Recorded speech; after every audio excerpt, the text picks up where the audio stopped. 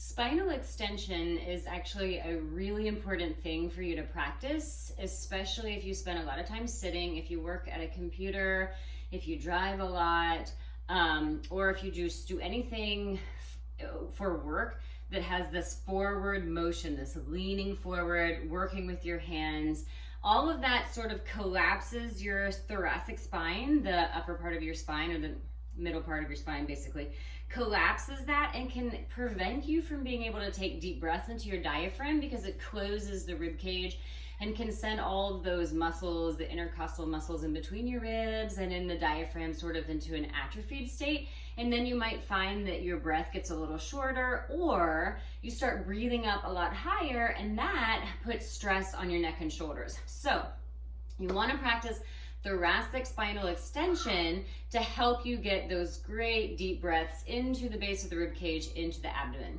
So I'm going to show you two different ways you can do this. One in a seated position and another one lying down. So for the seated position, I will face the side just so you can see it.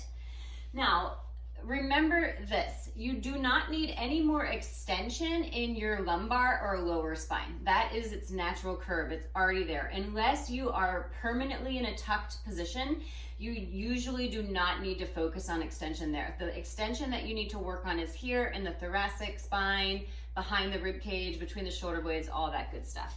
So the way to do that is to first sit, find your neutral spinal position, which I've given you detailed instructions on how to find that in previous videos, but make sure that you're sitting just in front of your sits bones. You can sit with your legs crossed like I am. If it feels better to sit with your legs out, that's fine. If you need to prop yourself up, you can sit on something. A couple of blocks, a chair, a stability ball, whatever works. So just make sure you're sitting right on top of that pelvic floor. Take your hands behind your head. You're gonna use your hands for support. Relax your shoulders. You don't press them down, you just relax them.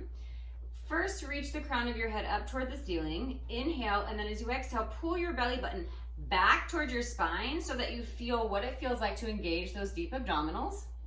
And then from here, as you inhale, extend your chest up toward the ceiling. Keep your belly engaged, right? So I'm just lifting from here and extending from here, yeah? So what I don't want is my tail to stick out when I do that, right? I want to be in whatever neutral position I'm in. This is mine, right?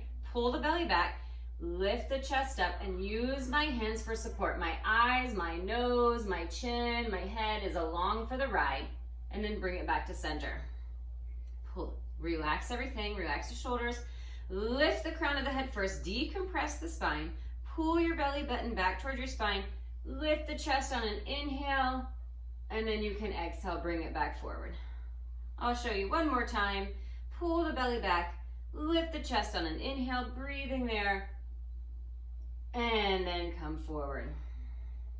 So that's sort of a simple way that you can work on thoracic extension. It's a really great way also to tell if you're going into your low back, because you'll feel it. You'll start rocking and rolling on your pelvis. Okay, so to change it up a little, I'll show you lying on your stomach. So the big important thing here is you want to be able to find neutral spine on your stomach.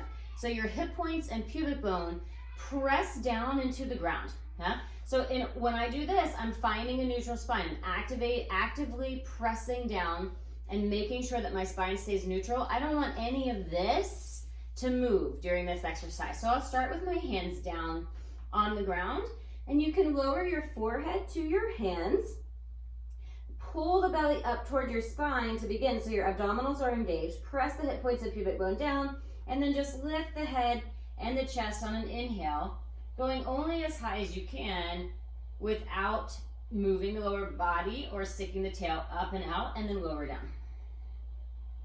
Pull the belly button back, lift the head up, and then lower down. So once you get to a place where you feel confident, I'll do it one more time. Pull the belly in, lift the head and the chest forward and up, pulling the belly in.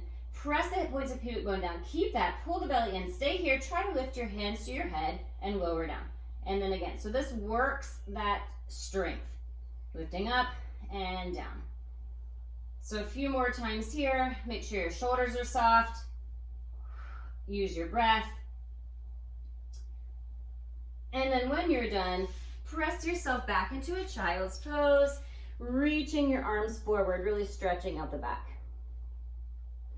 So that's a beginning version of doing that, but it's really about finding the proper biomechanics. So you really want to be moving your body correctly.